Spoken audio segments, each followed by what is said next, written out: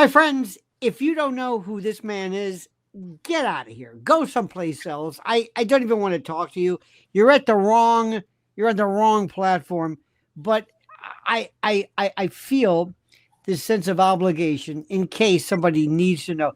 This is the one, the only, the inimitable, the ineffable Colonel Douglas McGregor that everybody knows. And I'm going to say, sir, everybody loves, a decorated combat veteran, best-selling author, one of the most influential military thinkers of the modern era, West Point graduate with a PhD, Dr. McGregor, in international relations.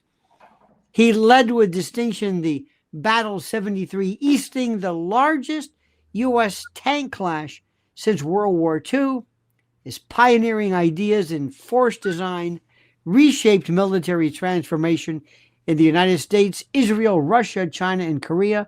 He served as senior advisor to the Secretary of Defense under President Trump and has testified before Congress while appearing as a trusted analyst across major global media. And again, sir, I thank you for being with us. And my first question is, what the hell have we accomplished? What have we... You've been on every show. You've been absolutely brilliant. You've said exactly what needs to be done, but America is asleep. Is anybody listening? Have you ever felt and ask yourself, what the hell am I doing? I could be Jack Keane, making a fortune, working for the Newlands and the Kagans, working for Raytheon. What am I doing? Well, you always ask the greatest questions. Before we go into it, though, I want to tell you that after that introduction, I'm going to make sure you're invited to my funeral. We'll let you write the epitaph. That's very nice. I appreciate it. No. I think Americans are not focused for a whole range of reasons on what's happening overseas. And truthfully, that's not a new development. We're very much like the British Empire in the sense that what happens militarily usually is distant from our shores. And unless we take heavy casualties as a result of something we do, right, no one pays attention. You and I lived through the Vietnam War, and I remember that as the casualties rose and more men were killed and wounded, more and more people were interested in the Vietnam War. Now, obviously, they were interested because it was a draft, and a lot of people didn't want to go, but the losses that we were taking were critical. And when 1990, when I arrived in the desert with the squadron, the second of the 2nd Cavalry, we actually asked what are the guidelines from Washington about casualties, and we were told that we could lose the equivalent of one company of infantry per brigade. That's about 150 to 200 men per brigade. So if you look at the numbers of divisions involved, numbers of brigades, well, that meant that you could lose about 2,000 men in the first 3 or 4 days, and that was probably acceptable. Now, I'm not saying that anybody wanted that, and the use of the word acceptable is misleading because, frankly, the deaths of Americans in uniform are never something we regard as acceptable. But I think that's kind of where we are. So when you talk about what's happening in eastern Ukraine, what's happening in the Middle East, what's happening anywhere, unless you're going to experience a mass casualty exercise, and I would say something over 100 within the space of, say, an hour or two on any given day, people are probably not going to pay much attention. And that's unfortunate. The other thing is I don't think they understand money either, Lionel. People don't understand what $1 trillion means, what $1 billion means. It's all sort of fuzzy math to the average American. Everett Dirksen. Remember that great line from Dirksen? Yeah.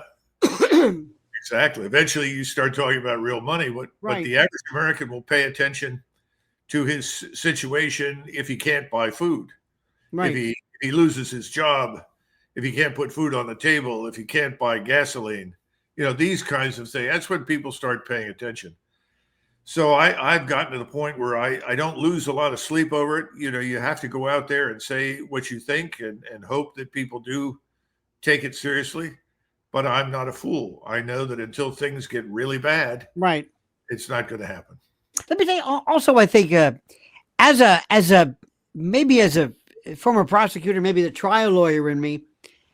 I remember one time when I was in law school, I was watching this closing argument. I thought this guy's fantastic, and I was with this kind of old timer, probably younger than me now, and it was in an old Southern courtroom, and he's actually doing snuff. I thought, what is this? Inherit the wind? Anyway, he was doing this, and I said, boy, that guy's doing a great job, isn't he? He says, no, not really. He said, why? He says, well, he said, he explained it real good. He said, but he just didn't persuade me. And I thought, you're right about that. So I'm always thinking, how do I persuade people? Let me tell you something that's happened here in New York and give an idea of a kind of a unique dynamic. When you talk about the Middle East, there was I look at opinion almost like the murmurations of starlings, the way they move in these beautiful ink blots and Rorschach movements in this coordinated effort. And everybody at first was, regarding the Middle East, absolutely, positively, 100%. It was what Israel's doing is wrong, and this is wrong, and this is a genocide or apartheid or whatever you want to call it. No doubt about it. And there was a sense of compassion and simpatico with Arabs and Palestinians and all this stuff. Okay, fine. Now, jump to this. Here in New York, we have a guy named Zoran Mamdani, a man whose name nobody can pronounce.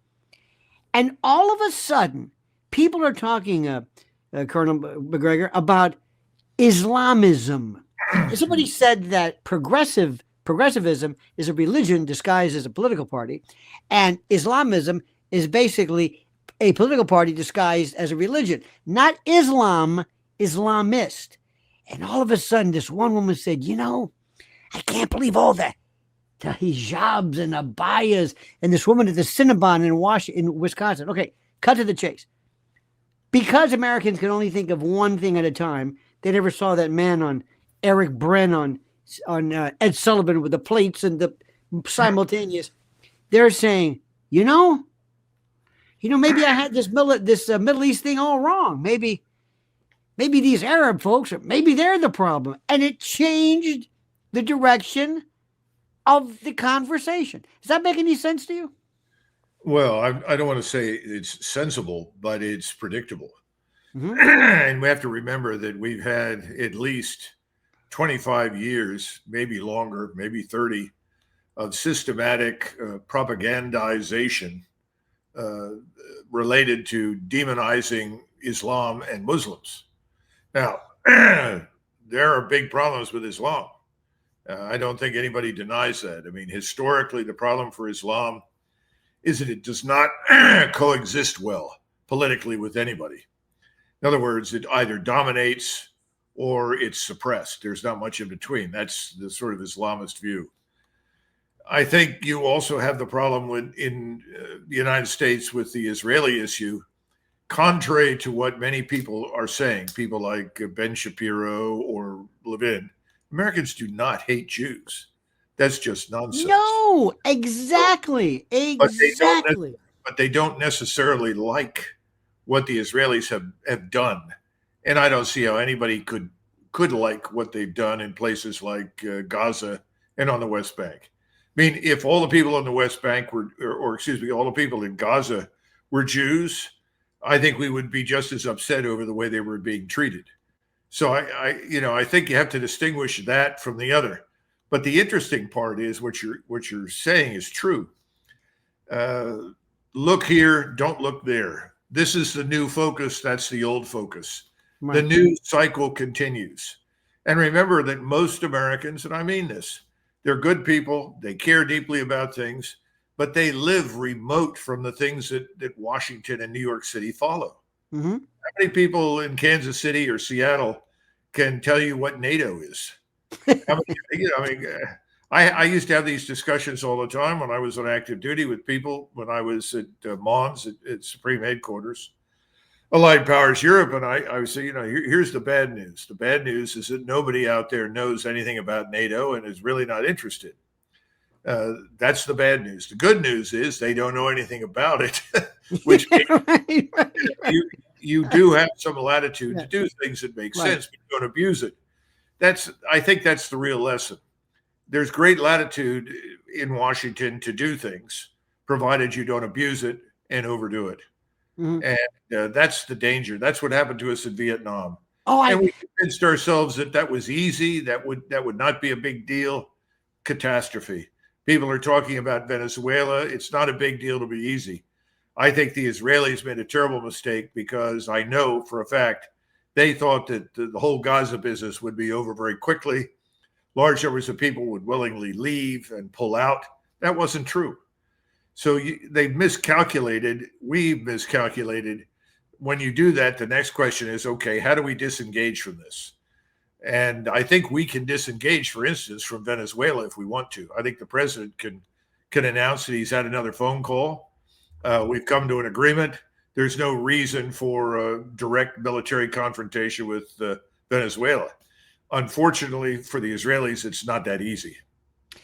It's funny. I'm going to go back to the Vietnam thing. I thought I'm 67, and I missed. I was, I think, a junior in high school when they stopped elective service. But when I was in seventh grade, sixth grade, I had a POW bracelet. We were so engaged. It was in our music. It was in everything there was. It was cool to have an opinion about Vietnam. And then somebody said, you know what changed it? When grandmothers started to protest, when priests and nuns, and it's like, whoa, something happened. It wasn't Walter Cronkite, the Tet Offensive, but something happened. And there's this, I always want to find that moment where we say, that's it. Did you hear it? It changed. It just changed right now. It's like, so anybody, and I always tell people, please go to Washington. Please see the Vietnam Memorial. Please. How many people think it's that one main wall? Like, that's a section of it. I was so stupid when I first went there. I said, what the hell are all these? He goes, that's the I thought this main wall was it. No, it's all over the place. 58,000, whatever, every single. Listen, I think you're right. The real tragedy, and I was not aware of this when I was a cadet at West Point, but I discovered later on when I was in graduate school. The great tragedy is that we lost more men after Richard Nixon became president than we had under LBJ. Now, people are quick to point that out who hate Nixon, but the truth is that wasn't something Nixon planned on by any means. He did run on the platform of getting us out. And the interesting part is when he went in to see the senior officers in the Pentagon, the generals in the Army and Air Force, and specifically said, what do you think we should do? They all said, Mr. President, leave. Just leave. And so he was impressed with that. But then he sat down with Henry Kissinger. Oh. And Henry Kissinger said, you can't just leave. If you just leave, the Soviets will think we're weak, that we've lost, that we gave up. I'm serious. And over time, he was convinced, well, if we leave, we've got to do something before we get out to make the point that we're not weak. And you end up with this terrible incursion in Cambodia. You'll recall all these things. Oh, yes. It was very, very tragic. And things actually got worse as a result. There's still a lot of that in Washington right now. So it doesn't matter who you are as president. When you try to do something, in your heart is correct and right. There are lots of people around you who are going to give you what appear to be convincing reasons not to do it. Right. I think that's where President Trump is. I think he's been there from the beginning in Ukraine. Remember, I worked for him briefly, and I did have a very interesting conversation with him, and he asked me point blank, this is in November 2020, what do you think it will take for the Germans to invest in their own national defense? I said, sir, we'll have to leave. Yeah, right. And he looked at me and he said, I think you're right. Then he was also shocked to discover that we were in Korea 70 years after the Korean War. So I know the way he is. I know what he thinks. His gut tells him. Right. But then he gets into a room with other people who have all these grandiose reasons why, well, you can't just leave, Mr. President. You can't just tell Zelensky, that's it, no more aid. You refuse to negotiate. There's only one way to end this thing now, and that is for us, the United States, to get out.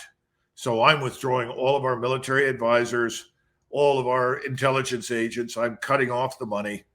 You must sit down and work out an agreement with the Russians. I've given them what I think is reasonable. They will talk to you, but I'm not going to support this anymore. People say, well, you're surrendering to the Russians. People have already said that to me. We think Trump is going to surrender to the Russians in Ukraine. What? Eastern Ukraine is not Kansas. We don't own it. What the hell are you talking about? I used to, it's so funny you say that. I used to say, I was joking. I said, a friend of mine who's in family law, divorce. Oh my God, that's the worst. It's the worst. By the way, the most heavily armed bailiffs in court are in family law. It's the worst place in the world. And so I said, I have a way to stop the divorce rate in this country. I said, just have the United States military end marriages. They'll never end. Well, they'll have this separation, and then because we never end anything. We just kind of slow down and hope people forget. It's the most incredible thing in the world. You would think, listen, I don't know President Putin, but he seems like a sharp cookie to me. And I think he would say, I don't know why I'm doing this accent. I think Trump's got it. Why? He left. That's what you do. That's how you convey to the enemy, the other side, that you know precisely what's going on because you left. You're thinking, that he must be talking to McGregor. Damn it, they're onto it. He left. That's not giving up and surrender and abnegation. I don't understand it.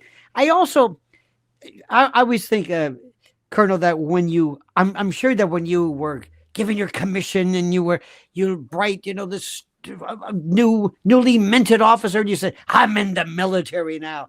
And then you meet some old timer, he says, okay, whatever you learned at West Point, forget it.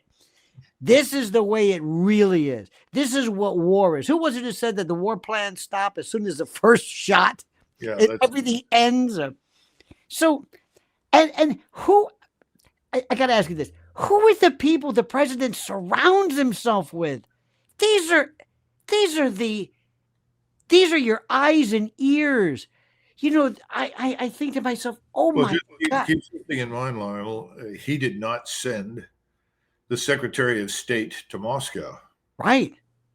He sent people who are obviously close to him on a personal level, Witkoff and Kushner. The problem is they have no credentials. They have no standing whatsoever in the government. So whatever they say or promise or do is truthfully meaningless. But those are the people that obviously President Trump trusted. Well, so my concern here is if you don't trust the people that are appointed to the positions that are responsible for these things, what are you doing? You're making a mistake. You need to go back and reconsider that. I mean, you could send your son or your son-in-law or whomever you want, but that's not necessarily a good idea. You really want to send the people that have been appointed and confirmed in the office to go talk to the people that are important to you in Moscow. So I think the only good thing that came out of the visit to Moscow is that I think both Kushner and Witkoff said, look, this is going to work. We've done everything we can. It's not because Putin is completely unreasonable, but we can't get the Ukrainians to come on board under any circumstances. Neither can we persuade anybody in Europe, at least in London, Paris, and Berlin, to join us. And so he said, okay, come home, which is the right thing to do. But then the next question is, what's the story on the Secretary of State? Right. That's the man that should be doing things. Now, right now, it looks like his great focus is on Venezuela. And people are saying, well, that's because he's this lifelong adversary of Castro in Cuba. And he sees Venezuela and Cuba linked. And indeed, they are. I mean, nobody disputes that. Cuba is really on its last legs. People in the United States don't understand how bad it is in Cuba. So if you were to eliminate the cheap oil that comes out of Venezuela, that's going to have a big impact on Cuba. No doubt about it. But then again, Venezuela is a nation of what? 28.5 to 30 million, somewhere in there. The place is the size of Austria, Germany, and France combined. You're talking about a substantial chunk of the Amazon jungle, 1,380-mile border with Colombia, 1,380-mile border with Brazil. We haven't even talked about Guyana. There's a border there with them as well. And you want to go into the place, and what do you want to do? You want to install a new government? Come on. I'm sure President Trump knows better. So who's pushing this? Who's demanding it? Because if he was absolutely certain of his ability to go in there and fundamentally change the place, Lionel, I think he'd have already gone. Right. So obviously the man is thinking very carefully, more than I guess people would like. But to me, this is kind of a deal breaker with Rubio. The president must be the man who decides yay or nay. Now, those people are fugitives from accountability, Lionel. Oh, They absolutely. don't stand up and say, we're the Congress, we can declare war, we have this right, we want hearings, you've got to come here. Nobody really does that. They wait for it to happen. And then if it's successful, they say, see, we were all for you. And if it fails, they say, you are a criminal. You should never have done this. I mean, it's a very dysfunctional government right now. But, one of the things that always stops people is they'll say, yeah, but don't forget his predecessor. After all, Biden was. I'm so tired of saying, okay, I don't want Biden. I'm not arguing that Biden was terrible. Stop telling me that. Remember the old joke where somebody, speaking of epitaphs, they're having a eulogy and they're standing there and the rabbi says, is there anybody here who can say anything good about this man? Anything? Anybody? Can anybody say anything? And somebody stands up in the back and says, his brother was worse. So Yeah. that's the whole thing with Biden. We're constantly referring to this. I think deep down inside, President Trump is a good man. See, I want to. When I was in Florida, my first job was working with the U.S. Senator, and I got to see something one time. I went to a political meeting, and somebody says, we're going to take him to the mountain. I said, what does that mean? He said, you'll see. And they're trying to recruit somebody, and they said, I want to give you your legacy. And they take him to the mountain, and they describe what they could do for the party or whatever it is. Somebody needs to take the president to the mountain and say, you've got to think about legacy. You've got to understand, what are people going to say about you? What are people going to say right now? And granted, your adversaries are going to say terrible things, but you want people to say, he knew what he wanted. He was clear. He made up his mind. Say what you want about George Bush, this bumbling dunderhead. When he made up his mind, that's it. That's it. Well, I think you're onto something, and I don't have an easy solution. One of the things that people are saying now is, well, who's going to be the next president? We're 1 year into President Trump's term. Right. They're already talking about the next president. It's absurd. But I said, Eisenhower was once asked what he thought presidents really needed to know. This is long after he was retired. And in so many words, he said, well, they need the following things. First of all, you need to know how to get elected. All right. I mean, if you can't get yourself elected, well, then there's no further discussions. That means you need to understand American politics, domestic politics. Secondly, you need to understand the economy, how it works. Third, you need to appreciate the international system and the people in it and how it works. And then finally, you need to have an understanding of the American military in order to command it effectively. So then he smiled and he said, now I covered 3 of those. Mm-hmm. I couldn't cover the one how to get elected.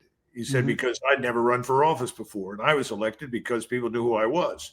I mean, when he ran, Adlai Stevenson, who was a good man, had no chance whatsoever. People were writing in Santa Claus, Right. There was no chance. So, but he was right.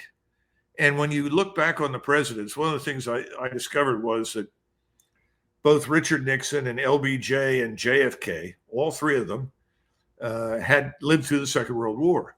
Now, Nixon and JFK had been in the military, albeit at a very low level, and both of them in the Navy, in the Pacific. And that's important because when those young men went to war in 1943, 44, 45, they saw hundreds of ships, hundreds of thousands of men, thousands of aircraft. And they said, my God, we're the greatest country in the world. No one can stand against us. That had a lasting impact on them. LBJ flew out and visited. He flew on an airplane that was supposedly attacked by a Japanese fighter. Franklin Roosevelt asked MacArthur as a personal favor of him to give LBJ a Silver Star for being on the airplane. Right. Okay. And MacArthur says what the president wants. He's commander-in-chief, so he gave him the Silver Star. But he really didn't see much, but he saw this vast armada. He understood the production capability. Now, here's Eisenhower. Eisenhower is a totally different animal. He is the supreme commander of the alliance, for all intents and purposes, in December of 1944. And from June to December of 1944, he's tried to convince everybody, let's get this war over with. We just have to move quickly. Let's move to the east. And don't worry about the Germans. They're finished. They've lost so heavily on the Eastern Front. They lost in Normandy. They can't do anything. We know the rest of the story. Christmas 1945, we're overrun. 23,000 soldiers of the United States Army surrendered in the first 24 hours. They were just overrun by German troops. This went on for 2 months. Our casualties, which were 90,000 a month until the bulge, then rose to 100,000 a month in December and January. Then finally, FDR was frustrated with Eisenhower because he wanted to end the war. He said, you got to get this war over with. Why aren't you moving faster? Why aren't you doing more?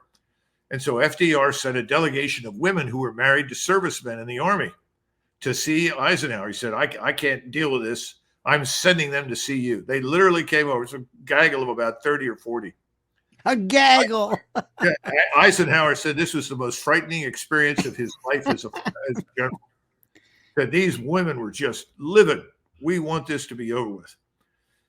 Subsequently, we have this movie, Patton. And Patton runs around and tells everybody, God, I wish I could go with you to the Pacific and kill Japanese. He actually said that to divisions under his command. Lionel, they rioted. They didn't want to go to the Pacific. They had just survived from June of 1944 to May of 45. We'd lost over 200,000 men. All our heavy casualties were taken in Europe against the Germans. An army with no air support. An army that was under strength. It was ferocious. We had 58,000 men killed in the 8th Air Force trying to penetrate German air defenses. We had 18,000 bombers between ourselves and the British that were lost trying to penetrate German air defenses. So when he said, you guys are so lucky, some of you are going to get to go to Japan now, or the Asian fight the Japanese, I wish I could come with you. They rioted. Now, what did Eisenhower learn? Well, he learned a couple of things. First of all, our resources are not limitless. And yes, Americans will fight, but you can't expect them to fight forever. You can't expect them to take heavy casualties without questions. We're a democratic society. So Eisenhower becomes president and he says, we must never, ever do again what we did in the Second World War. So his overriding strategic goal is to keep us out of a major war. Right. Now we're dealing with people that follow him. JFK in the early 60s, who kind of gets it, but not really. And then you get Nixon and LBJ. They kind of got it, but not really. Now we are, 80 years later from the Second World War. We have people in Washington that think we're the greatest country in the world. We can smash anybody. Nobody can stand against us. And I keep telling people that call me and ask me to come in and talk to them. I said, have you looked at what's going on in eastern Ukraine? The Ukrainians have lost nearly 1.8 million soldiers. Whoa, Colonel McGregor, that's not what we're hearing from the CIA. I said, they're lying. That's what they do. Stop listening to them. Okay? We're not prepared to fight an enemy like this. We're not a continental power. We rely heavily on air and naval power. We like to sail in, bomb, and go home.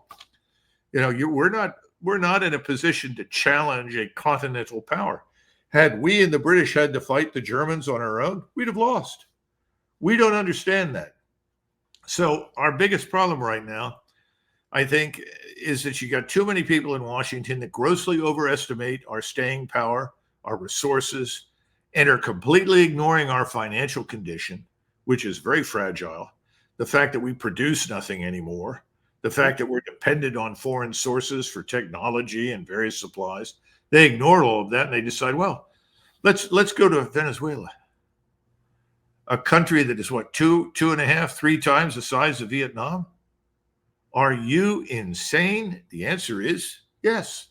It's a dumb idea. And there's also, you've said so much. See, in addition to this, I would say and maybe I'm really out of it, but it's like what imperils this country today, this republic, cannot be fought with a tank or a Yeah. bazooka. Right now, I believe, good sir, the number one, the only existential threat that we face is the perils of artificial intelligence. And when we go AGI, when we go full singularity, it's over. It's done. Stick a fork in it. It is existential. It is beyond the mental capacity, the intellectual ken, the cognitive reference of people to even grasp that. And when I hear people say the number one lobby in this country is APAC, nonsense. It's big tech. And the president is It's not just just big. signing. I'm sorry. It's not just big tech. There's more to it, but I would be careful on the AI thing. That bubble is about to burst. And I think we already have grossly inflated expectations of AI. Now, what you describe in terms of the singularity, that may or may not happen in our lifetimes. In other words, you're talking about technology that moves in spurts and then stops. People have I been hope you're right. people have been trying to break the laws of physics for years. If I take you back to about 2003, 2004, 2005, I could introduce you to all the people that told me when I was on active duty, sitting there with generals, we're going to have laser pistols and laser cannon by 2020. No, we're not even close. Oh, yes, we are. No, we aren't. Just like this Golden Dome project. That's another money pit. We're not going to achieve the aims of the Golden Dome project that Trump wants any more than we were able to build the national missile defense. So when you talk about artificial intelligence, it's going to be devastating in some areas. In other areas, it'll be very helpful. And in some cases, it just won't have the impact at all that we anticipate. I think the existential threats to the United States are internal to our country. This is the criticality of breaking down the rule of law. Oh, by the way, there's more existential threat than just that, and this is something that I want everybody to note. Pay particular attention. Simonize your watch right now because I'm saying, Colonel McGregor, I disagree with you on that one. That's all I'm going to say as far as the existential threat of that. But let's talk about something else. Well, wait a minute. I was going to say something else. You've got to look at the economic weakness of the country. President Trump has rightfully pointed to the fact that we have no manufacturing base. What do we actually produce? We produce military equipment. Okay? We don't produce much beyond it. Which explains why we have this penchant for war. You know, when you're a hammer, the world looks like a nail. You know the other thing is we have a lot of people living under the poverty line. There was a wonderful article that came out last week, and at the top of my head, I can't remember the author. I'll see if I can send it to you. But he makes the argument that if you're making right now in the United States less than $110,000 or $120,000 a year, well, you're closing in on poverty. That's how bad it is in the country right now. We haven't kept up with real wages, real earnings. Inflation is killing us in some ways. In other areas, we have deflation. You know, we're about to watch the housing market crash. Houses in particular are going to end up costing 20 or 30% of what you paid for them. We're in very, very tough waters. And when we talk about illegal immigration, what people don't understand is that in 1929, after the market crashed, Herbert Hoover sat down and they penned an executive order that resulted in the U.S. Army and police removing 8 million Mexicans from the United States. Now, why did that happen? Did Herbert Hoover, who, like me, was raised as a Quaker, suddenly decide he hated Mexicans? Absolutely not. He said these people are holding low-wage jobs that Americans are now going to desperately need. We need to get them out of here and back to Mexico so that they will not be harmed by Americans who will be angry that they have employment and the Americans don't. That's interesting. For their own good. FDR deported 3.5 million. Harry Truman deported another 2.2 million. Operation Wetback. Well, that's Eisenhower. That's 1.3 million. My point is we have 52 million, 50 million, I've heard different numbers, people in the United States who were not born in our country. That's a higher proportion than ever in our history. Of that number, we estimate 30 million or more may be illegally here. We don't know. And everybody says, oh, well, that's too big. We can't do anything about it. No, it isn't. And we've got to think very carefully about whose interests will the government protect? American citizens or foreigners? Because that's what it's going to come down to. Nobody wants to go there. Everybody says, oh, well, that's ugly. Well, other presidents have gone there and they went there. It was a damn good thing they did. We've got to think in those terms. What are we going to do to protect American citizens? It's only a matter of time until some American in the future is standing on the street corner and has nothing to do and hasn't got a job and no means of income. We're going to have to deal with that. We want to be sure that if there's something out there he can get there. I think that's the existential threat to the republic. If we don't protect our citizens, if we don't care for our citizens, if what we do comes at their expense for people that were never welcome here, that were never invited here, we're in a lot of trouble. We also have to use this thing. You know, people oftentimes, Colonel, use the term treason incorrectly. Yeah. Things aren't really treason. You know how that is. But there's a fellow named Soros, who I think he's kind of like the standard bearer for everything that's evil. But he has bankrolled a number of district attorneys all over the country, trying to basically systematically destroy the foundation of the criminal justice system, which I know a little bit about. Yes. He's introduced this thing called restorative justice. And this my favorite, a non-retributive justice, non-carceral, as though we want to find out the source of somebody's criminality. That's a part of it. Something happened this weekend. You see, I always look at stuff and I say, you know, this means something more than you realize. One of the things that we noticed is there was a case of a woman at a Cinnabon in Wisconsin. Okay, fine. She went crazy and said some terrible things. They also used an edited version. What that told me was the Rorschach test of that was that people are tired of people coming into this country, and people should be paying attention.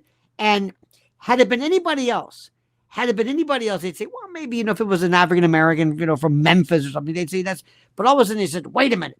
So there is something that's happening here. And as we conclude this incredibly fascinating discussion, I just want to say that's also a part of the many foci of existential threats. We're really in a world of hurt. And I don't know if the president can do anything about that, if we could, but what you said, as far as stopping this immigration, this profusion of people and unaccounted for, and the children who were just missing, and something has to be done. 300,000 a year. Yeah. And incredible. Yeah. Listen, Lionel, these are important issues. And my greatest fear is not what happens overseas, but what happens. And I keep trying to tell people that, and everybody is worried, well, we're falling behind, for instance, in AI behind China. Well, here's a big message for everybody. China is not this pristine society without problems. The Chinese are acutely sensitive to the issues inside their own country.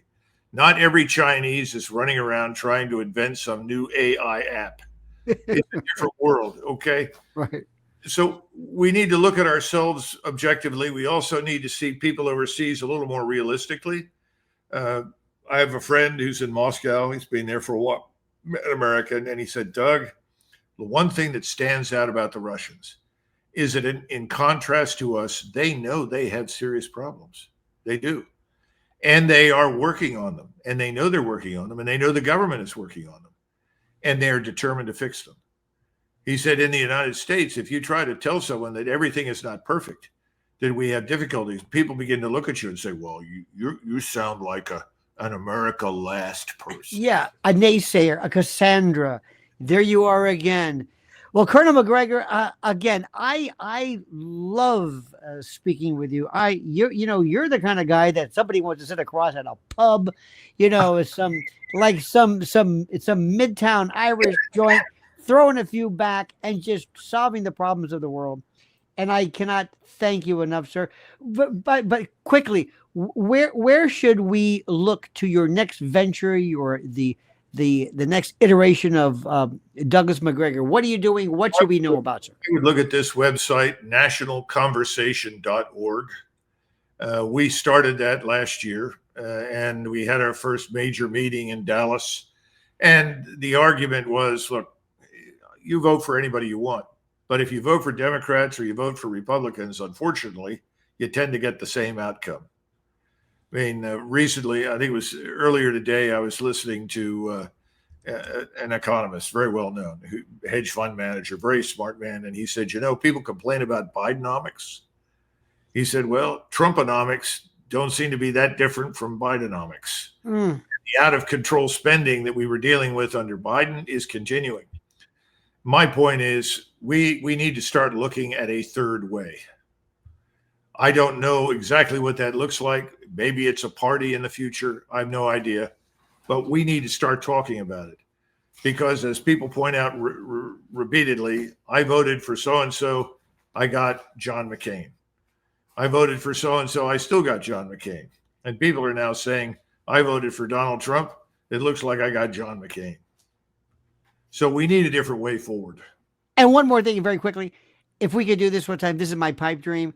I wish that we could have a national summer camp of taking children and their parents and bringing them in and re-educating and talking to people about the Constitution. They talk about this like this is just to sit there and explain the rudiments, because, there was a time, maybe what I remember was civics and geography, and we did these stupid things. And when I hear somebody calling somebody a socialist and a Marxist, I'm thinking, you don't even know what you're talking about. We have to understand the rudiments, the abecedarian background, the lattice work of what this country is about, because we can't talk about anything if we don't know the rules of the game. You can't play tennis if you don't know the rules, and that's another. Okay, right. When I was in graduate school, and I had to sit down and interview people who were real communists, who were real Nazis. These people that use those terms and hurl them at each other, They don't know what the hell they're talking about. They have no idea whatsoever. You're 100% right. But I don't think we want to take parents and children and put them in camps. So I would no, I didn't think. You know what I mean. I said summer camp. Hey, yeah. Well, I mean, that's going to scare people. Yeah, but I know. Put them in. We do need education, and remember, the educational process that you experienced. You grew up in New York City, right? No, in Florida. Oh, in Florida. Okay. Catholic school, parochial school, Jesuits and the whole thing. Yeah. In New York City, which was one of the first places we had public schools. The first one, by the way, was in Rhode Island. None of them, by the way, were founded by the federal government. They all were founded originally locally. And the reason was we had immigrants with children. And people said, well, wait a minute, how do we ensure that these children are going to grow up and be good citizens? Their parents are nice people, but they're not really Americans. So we got to make sure that the children become Americans. Precisely. What a novel idea. Well, perhaps next time, Colonel Douglas McGregor, again, thank you so very much. And thank you. Do you realize the hours? How many hours of tutoring this generation? Because the number of folks, young people, or younger, everybody's younger than I am. But the thing is, do you realize the impact you have and what you've meant? And what you as this retired, somebody says, oh, I don't want to talk to some West Point. What? Who is this guy? And then you realize, he's cool. He makes sense. You must feel a great degree of honor. Well, and I mean that. No, well, it's nice of you to say. But, my sons used to tell their friends, they would say, well, I really like your dad. But he said, he is so uncool. Well, I beg to differ.